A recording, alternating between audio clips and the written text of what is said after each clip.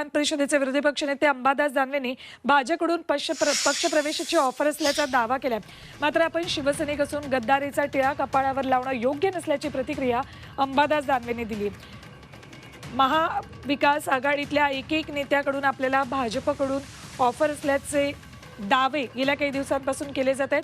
सुशीलकुमार शिंदेंनी हा दावा केला. त्यानंतर आता विधान परिषदेचे विरोधी पक्षनेते अंबादास दानवेंनी सुद्धा भाजपकडून आपल्याला पक्षप्रवेशाची ऑफर असल्याचा दावा केलाय.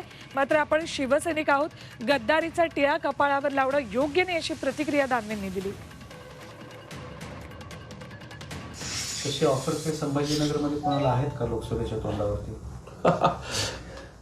मी काय झालं, ऑफर सगळ्यांना येत असतात, पण या ऑफरला कोणताही अर्थ नसतो. शेवटी पक्षाची निष्ठा, पक्षाचं काम, पद आज आहे उद्या नाही आहे, पण हे गद्दारीचे ठसे कपाळावर लागणं हे मला असं वाटतं सगळ्यात दुर्दैवी असतं. तुमच्यावर जाळं फेकण्याचा प्रयत्न दिसतोय. नाही, मी काय जाळ्यातला माणूस थोडी आहे.